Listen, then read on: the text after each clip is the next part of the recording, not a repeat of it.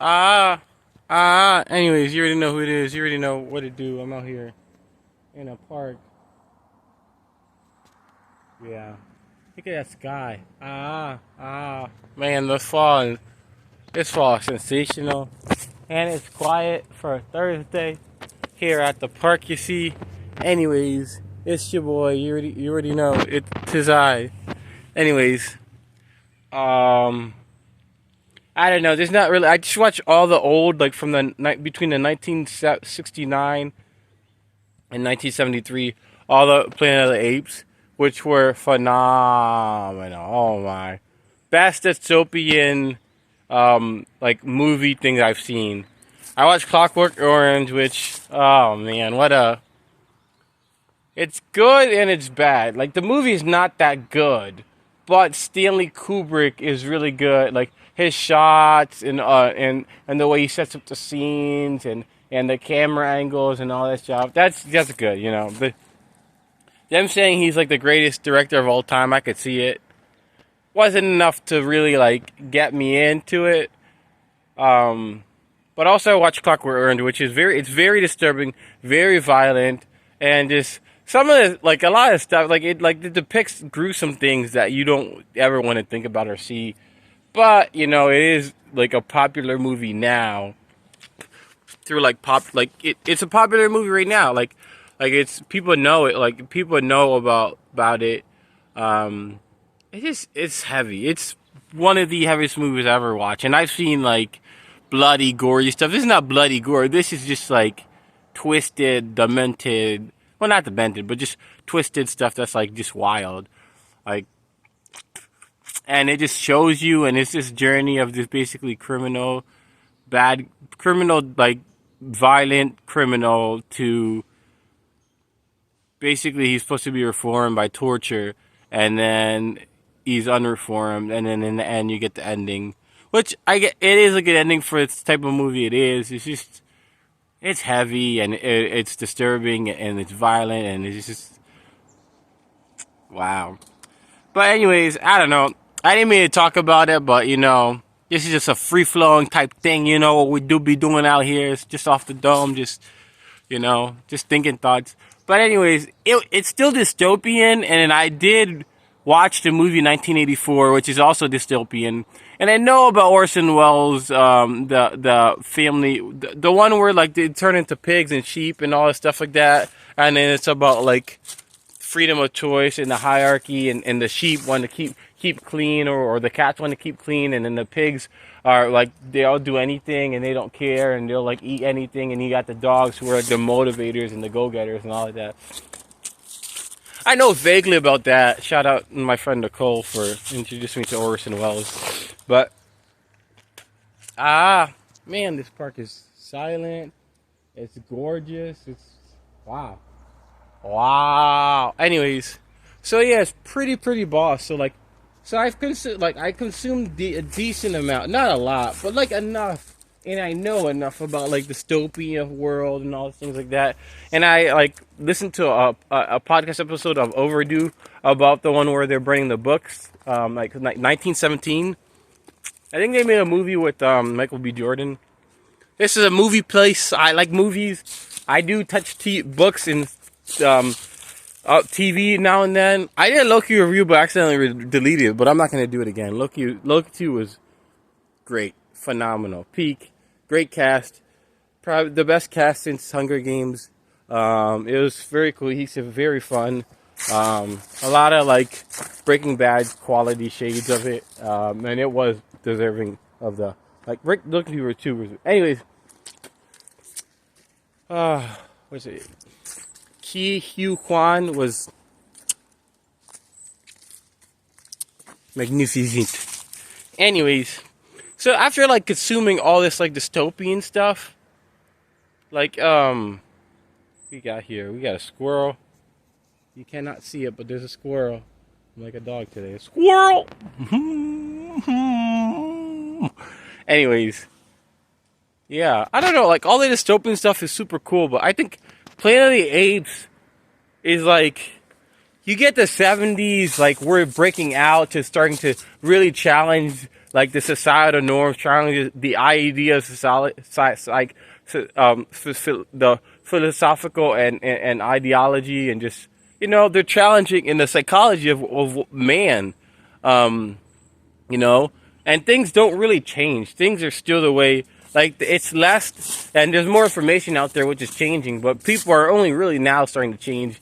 And a lot of, like, the scripts in the Planet of the Apes from, like, 1968 and 1970 and 1971 and 1972 and 1973, it's so good.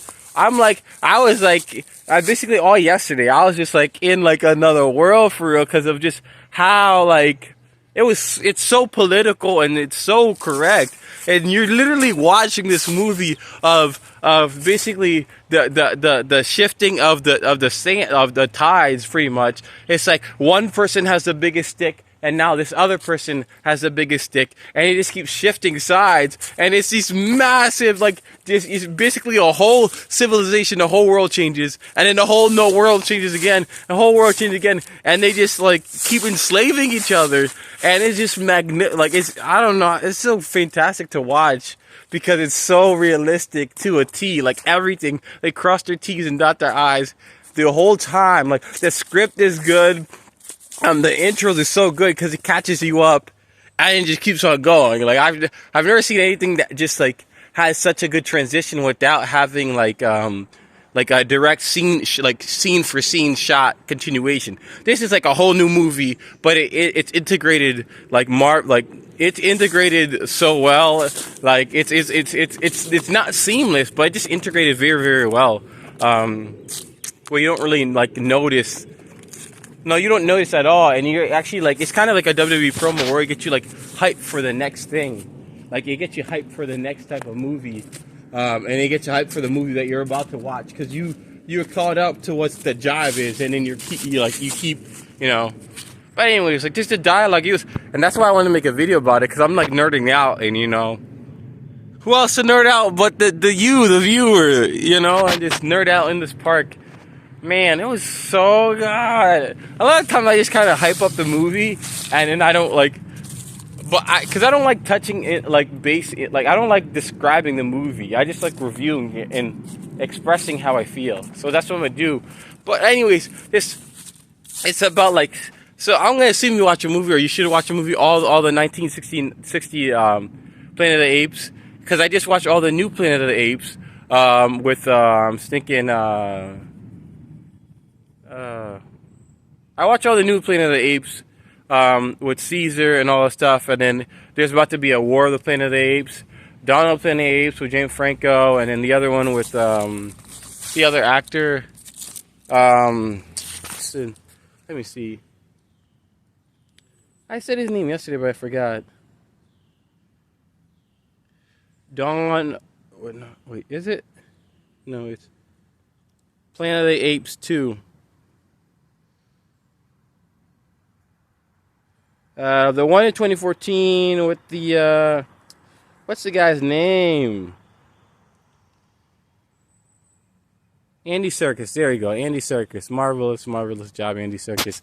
Has this cerebral performance, and then, like, and the funny thing is, the older ones are actually better, because I feel like the older ones, it's very, like, you feel like the old Doctor Who, like, Whovian status of discovery and intellectual thought. And, like, I feel like even I watched a movie not too long ago with Robert Redford about that, called The Condor, and you could just really tell the 70s was really all about, like the philosophy and the psychology of just, like, humanity. You know, they're questioning our existence, they're questioning our role in society. It's basically all these young people that got wised up, and they're writing all these movies in Hollywood, and you could feel it. You could feel, like, the intense, you know, frustration and you know, the anger of our society and our civilization. You can see it throughout, like, the older Doctor Who's, the Condor. You can see it in the Planet of the Apes movie. And a lot of things in the 70s, actually, you can just feel the vibe of just, you know, the breaking free aspect, but breaking free, but also being, like, an activism and questioning things, you know. So it's kind of cool. And you had the big revolutions down there, and, like, I think the sexual revolution happened in, like, the 70s, when they came out with contraceptives, like a pill the women take so they don't have to have babies, but they can still have sex, and the man doesn't have to wear a condom.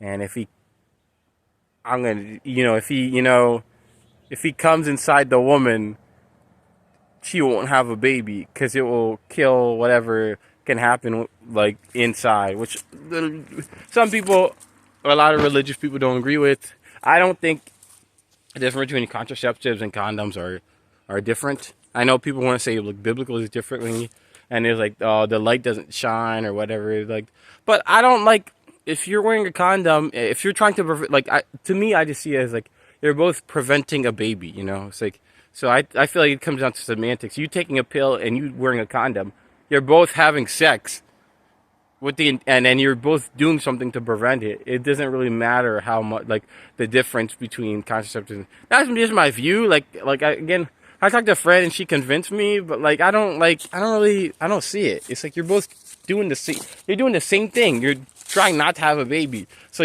whether you put plastic or you put it inside, the end result is still the same. But anyways, I digress, what was I doing? Man, so it's just this is all out of just the aftermath, the blowover from watching all these movies. It's just, it's so awesome to watch. And me as a screenwriter, I was mesmerized, but I was like, me just watching these movies is so incredible to feel the revolution, feel the vibe, but not just for the revolution. It's just well laid dialogue, and it's just so consistent. And I think it's like 5 movies, but it's just so good in explaining basic, and it's blowing up all the problems. But the reason why I would say this is a better dystopian product than all the other things it seemed, because all the other things were subtle or they focused on a specific thing, 1918 or 1984 focused with Orson Welles focused more on people believing 2 wrong things and trying to say it's right with cognitive dissonance. And then you have 1917, which is more about the fear. And then in Planet of the Apes, it's kind of it's realistic, so it's a little bit of everything, and you could see that very visually, that it just takes one person in fear who kind of corrupts everybody else, and basically makes them scared. And then now it's a war against race, and then one race enslaves another. And then as soon as the slaves break free, they go out and revolt and oppress another. And that's so realistic to what's out there today. You see it literally all the time. I'm an African American. I've been around just people, minorities, and I've been around white people, Caucasian people, because I live in America, white people, and just all the older people, they'll say prejudiced things all the time. It's crazy. The older humans always say some prejudice, not all the time, but there's portions of just older humans, older people that I know, they're from the islands who are from the third world countries, are just prejudiced against other races just because there's no they're prejudiced, and a lot of it stems from just anger or just lack of knowledge, of ignorance. They don't know anything. But I've heard so many things from all different kinds of humans, especially the older humans, which is just, it's straight up prejudice against other humans, and it just, there's no reason to have this superiority complex against other people. And there's no reason to fear other human beings. Now I'm talking about in a general sense, not obviously there's crazy people out there, and you should protect yourself. But yeah. And in A Clockwork Orange, I don't know, it's just it reminded me personally, I'm gonna have a gun, and I'm definitely gonna, my house is gonna be loaded up with protected, because, I don't know, and I was talking to my birth sister about this recently, you just can't trust humanity, nah, I don't want to say that, it's just that you shouldn't be a fool. You should use your senses to protect yourself if you need to. And I don't know, I just feel like there's a guarantee I have. It's not that I don't trust God. I trust God 110%. But also I feel like it's just a foolish decision not to have a firearm or not to have self-defense, It's especially I said this before. It's just like there's a physical size mismatch between like a dude coming out 6'8" and then a woman being 4'2", you know, and I just it's just like, why would I not be prepared? And I know a lot of military and combat people say the same thing. It's like, why would I not be prepared in case it happens? It's like, I can guarantee not guarantee your safety, because that's not really never truly possible. But I can generally guarantee my safety, or I guarantee I'm prepared for a situation. It's not that I'm waiting for it, but you're going to put a seatbelt on. And that's the way it is, like with the gun, or just like, personal defense training.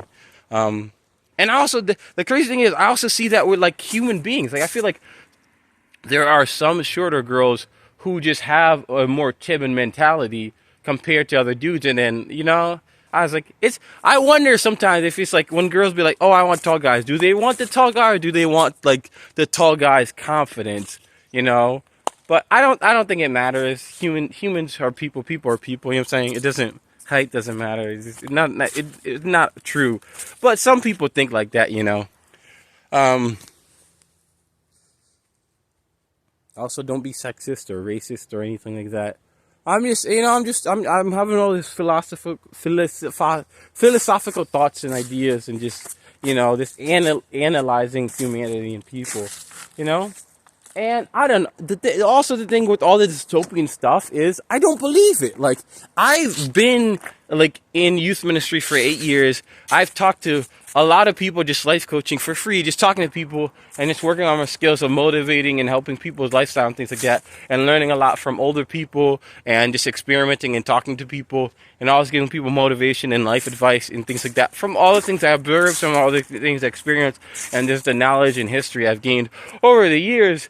And I don't believe, like, a lot of this stuff, like, these ultimately humans will destroy themselves.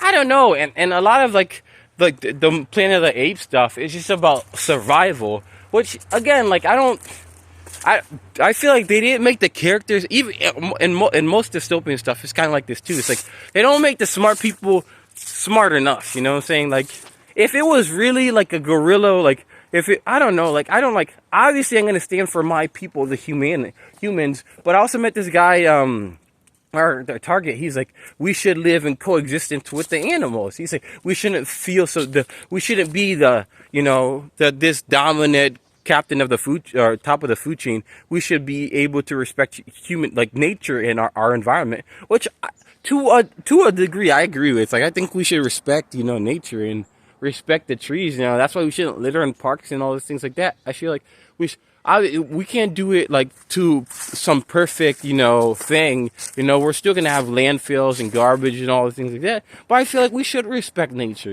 We should respect where we live. Like, not just because it's a house, but because trees are living organisms. It's life, I feel like life should respect life as much as we can.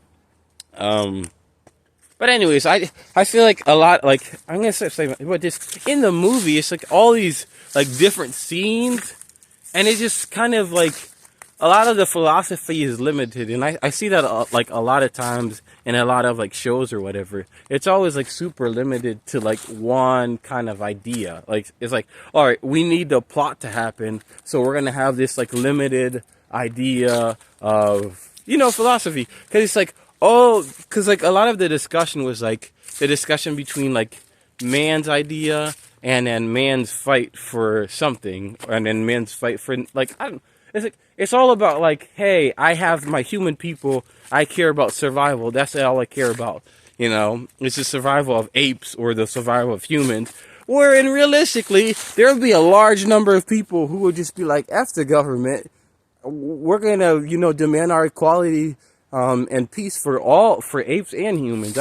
I feel like it was definitely exaggerated for the movie, but even though it was exaggerated, I feel like it was unrealistic in most dystopian content, because it kind of makes humans dumb, in that, like, we can't think these complex thoughts, that we're that, like, connected to our basic instincts of just survival. I don't think we would resolve to that. Just talking to like all the hundreds and hundreds of people I've talked to in my life about, like, and knowing a lot of people's like lives and their secrets and things, I feel like humans, like, enough people would galvanize together to stand against that and realize the bigger picture. You know, it's like I think the writer didn't include, you know, a more, you know, liberal sense perspective, and they're a more totalitarian, or more just more like hardened on apes versus human. Even with the slavery and things like that, like humans are intelligent beings that can understand complex thought. And I don't know. I feel like it's a lot. I know the movie has to happen, things like that, but I'm still discussing it just like as a, and it's all the dystopian stuff. It's always like, I'm always thinking like, you know, after I watch it, or like, you know, I'm like, wait a minute. There's gonna be a Whistler who's gonna be like, nah, bro, let's love and be happy, you know. And I know I'm not the only one. I've met a lot of people like me, and like a lot of people who like me are my friends. Where it's like, love and be happy. Let's not destroy the world, you know. A lot of like extremists were in power, which I get it, but I'm just saying, I feel like what's gonna stand out is us the people. Us the people are gonna stand out. Is my guess, or my hope. But yeah, anyways. Yeah, that's all I have for today. But yeah, I think, yeah, I think it did the best job of like just displaying all these different types of opportunities for man or ape to basically get to power, and the whole like marvelous thing. The best thing of like is just, you know, it's the revelations. Like I feel like there's so many scenes in Planet of the Apes where it's all like freeze, zoom in, and then they're like turning. You know, I guess I can do it like this. You know, and it's like all these like reveal shots of just like these big moments happening, where it's like really like these huge like climax, these huge turning points in the movie. But it's a lot because there's so many big revelations, because it's all these huge steps until like to like the downfall of the civilization, the rise of another civilization, and you're not just, you know, you're not just wiped out. You're slaves. You know. You're mongrels. You're pets. You're beasts. You know. So it's really cool. I really liked it. I really had fun with it. I really enjoyed it. And I loved all the thought experiments. I definitely one of the best. I think it's the best dystopian thing, but it's also the best dystopian thing I related to. You know, I don't like the walls and all these things like that, which I get. Some people think like, some people are like trapped in their mind, or you know, they don't have the ability to really express their fight, or you know, they're not physically inclined or gifted to really express their emotions. You know, some people, you know, they don't say anything, and they just kind of find some imaginary or figurative location to kind of just hide out in, you know, like a bunker, you know. So they appeal more to like, or they might appeal to more like other dystopian stuff, where it's like, it's more nuanced, and it's more, you know, it's more of the same thing, but like the revelations are thinner. It's not as loud or as clear and concise as Planet of the Apes and things like that. So for me, again, I don't think there's like nothing's always the best. It's a lot of it is personal preference and just what you like, you know. That's the best for you, you know. So, but this is totally for me the best dystopian fiction, because I think it was like clear and concise and just so interesting. Because I don't know, I'm a human, so when they land there and they're like, "Yo, what's going on?" I feel like it was really good. The CGI was really, really good. I don't think it was CGI. I think they wore a mask, and the costumes are really, really good. All of them. It was like, and the dialogue was believable. They had a lot of good casting in the characters. I feel like the characters, it's like all the young characters were believable young characters. The older characters were believable old characters. I loved all the stuff they did with religion. Like, it's no matter what happens, these humans are going to worship the bomb, and they're like crazy from radiation. And then the apes are going to worship some form of a god, like of a religious Judeo-Christian god. And that's pretty cool. And then, it's like all this like different fluctuation, but it also comes down to like, there's always like, human, even, and the apes are human, like in nature. Basically, exactly. The only difference is apes don't kill apes, but really they're human in nature throughout the entire picture. So it's really like these humanoid, basically these humans who are apes, who are like physically apes, but they're human in basically everything, and knowledge and action and all that stuff like that. And because they wear clothes, so you know what I'm saying. So they're basically humans, and then you have these humans who are humans, So it's like, but it's a lot of the same culture. It's just different, and I don't know. It's just really cool. It's even cooler because it's and a lot of dystopian stuff. It's a reflection and a commentary on society now, on our world now, on our life now, on us individuals, and the past, the direction, and the history of all of human society. And there's so many fun snapshots of, ourselves inside. That is just, it's stirring, it's interesting, it's educational, and it's super, super fun. Yeah. Anyways, that's all I got. Love and be happy. Dystopian stuff is always pretty cool, because it's a fun what if. And I know Doctor Who's technically not dystopian, but it still has that dystopian vibe, you know what I'm saying? Like that, it's like dystopian, some horror, but it has a Star Trek Discovery aspect and stuff like that, which what makes it good, all around. But anyways,